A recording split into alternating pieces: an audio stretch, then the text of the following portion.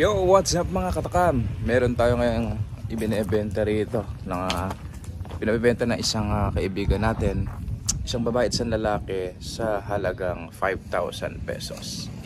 Eto sila. Tara, samahan niyo ako at ipakikita ko sa inyo. Hindi na kayo talo rito. So ito mga katakam, meron tayong dalawang kambing dito, isang babae, isang lalaki. Sa mga nag-uumpisa, pwede nyo na po itong alagaan. Una-unahan na lamang po sa halagang 5,000 pesos. Meron ka ng isang pares na kambing. Ayan. Ito po yung lalaki. Ayan. Native lang ito mga katakam, ha. Yung lalaki, kilatisin niya.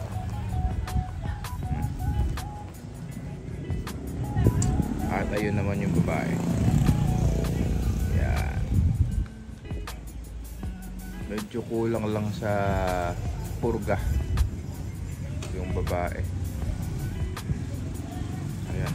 Pagka napurga yan, kikinis na yan. Mahalata mo. Ang palatandaan mga katakam sa maraming bulatis dyan is yung balahibo niya hindi makinis, so nagpapapurga yun. Once na napurga mo yan, ayan, bubulas na naman yun, gaganda yung balahibo, makintab ang balahibo. Ayan, kulang lang yan sa purga, pero itong isa ganda, oh, makinis yung balahibo. Kagandahan sa mga kambing natin dito, hindi maselan sa pagkain kahit yung tuyong damo. Ayan, nakikita nyo, kinakain nila. Yan ang kagandahan sa native, hindi maselan sa pagkain. Ayan, mga bata pa ito, nasa 4 months, mga 5 months siguro ito. Yan, bravo.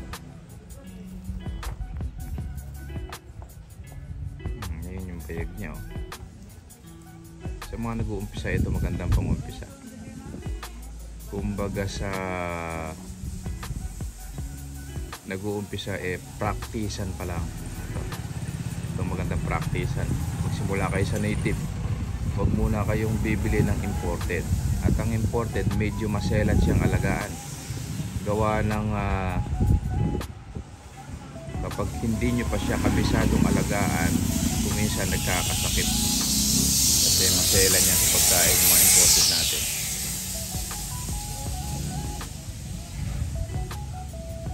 Yung iba hindi kumakain ng damo, pero yung iba naman na imported ay sanay din sa damo. Ito mga native, ito matibay sa sakit.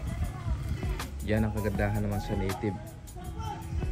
Kahit maghapon sa bilaran yan, maghapon sa damuhan, suga, hindi basta-basta kakapitan ng sakit. Pero mas maganda pa rin na meron kayong alam sa pag-aalaga. Huwag kayong mag-aalaga ng sobrang aga. Pinakamaagang pagpapastol ay dapat alas 10 ng umaga, ayan, hanggang alas 3 ng hapon. Yan po ang dapat na oras ng pagpapastol ng ating mga alagang kambing. Bakit, Kuya Tips? Gaya nga ng sinabi ko sa ating mga unang vlog, yung parasite na nasa damo kapag maaga pa ay nandun sa taas ng damo. Ngayon, once na nakain nila yun ang nagiging cause ng kanilang pagtatahi. Yun po yun mga katakam. Sa mga bago pa lang na nag-aalaga, na hindi pa alam yung mga ganong sistema, ganun po yun. Kaya po nagtatae. Kung mapapansin nyo mga katakam, yung ating mga kambing ay nagtatae. Ganun po yun. Nakakakain ng parasite na nanggagaling dun sa damo na kinain nila. Kaya pinaka the best na oras ng pagpapakain o pagpapastol ay alas 10 ng umaga hanggang alas 3 po ng hapon. Yan po ang isang tip ni Kuya Tibbs sa mga baguhan na nag-aalaga ng kambing. So ito, nirekomenda ko sa inyo, sa halagang 5,000 meron ka na ang isang pares na kambing. Ayan, kayo na po bahala magpalaki dyan. Kayo na rin bahalang mag-alaga. Pwede nyo naman tong katayin, native ito, pero kung ako sa inyo, paanakin nyo muna. Ito po yung lalaki. Ayan yung lalaki, oh. Magandang native yan, oh. Ngayong malapit na ang buwan ng kapiyastahan sa darating na Mayo, ayan, pwede nyo na po itong katayin. Pero kung gusto nyong alagaan, mas mainam po, paanakin nyo muna yung kanyang asawa. O yun, yung kanyang asawa. Ayan. Ito pares pambata. So Kuya Tibbs, ano ba ang mas magandang alagaan? Yun bang inahin na? Meron pong mga nagtatanong sa atin na mga subscriber natin kung ano ba ang mas magandang alagaan. Yun bang nagkaanak ng minsan or yung magsisimula ka pa lamang sa dumalaga? May advantage, disadvantage po yan mga katakam. Ang pag-aalaga ng dumalaga na hindi pa nagkaanak ni minsan, meron po kasing mga dumalaga or mga inahin na kambing na nagiging tomboy. Nagiging tomboy, hindi sila nagkakaanak. Siguro may diferensya ang kanilang mga matres. So yun ang disadvantage ng magsisimula ka sa dumalaga. Ang disadvantage naman at advantage ng nagkaanak na minsan, alam mo na nanganganak siya. Kaya lang ang disadvantage naman niya, ang disadvantage naman po ng nakapanganak na, kung minsan may hindi marunong magpadede. Minsan ibinebenta nung ibang mga nagkakambing dahil hindi siya marunong magpadede. So pangit sa inahing kambing yun. Huwag po kayong kukuha nun at kawawa lang ang kanyang magiging anak. Ganun din po kapag dumalaga ang inyong nakuha, hindi pa natin alam or mangangapa pa tayo kung siya ba ay marunong magpadede or hindi.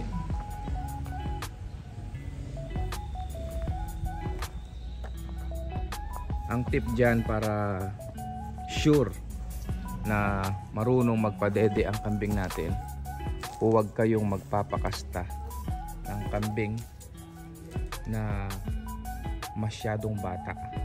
Kailangan pinakabata niya is 10 months old. 10 months old pataas ang edad ng kambing bago nyo ipakasta. Ayan. Parang sa tao lamang po yan. Kapag ang tao nag-asawa ng maaga, hindi ganun kagaling mag-alaga ng kanilang mga anak. Kaya kung minsan pagka nagkasakit, hindi na po alam ang gagawin. Gayun din po sa kambing, hindi po niya alam kung paano magpadede. Pagka nagpapadede, minsan nasasaktan, kaya nagkakaroon ng phobia yung inahin, ayaw na magpadede. Ganun po. Kaya kung ako sa inyo, sundin nyo po yung ating payo na kapag nag-alaga kayo ng kambing at mayroon kayong dumalaga at may mga nakakawalang bulugan, ihiwalay nyo po yung bulugan. Kasi po ang ugali ng barakong kambing, kapag nakakita ng babaeng mga dumalaga, kahit bata pa yan, basta babae, nire-rape nila yan. So kailangan ihiwalay po natin yung mga barako natin para nang sa ganun hindi niya makasta at makatungtong siya sa tamang edad bago siya magbuntis. Ganun po yun mga katakam. ihiwalay nyo yung barako o kaya itali nyo para nang sa ganun hindi siya makalapit doon sa mga batang inahin, batang dumalaga, kasi re-rapin niya talaga yan. O kaya naman ikulong nyo siya.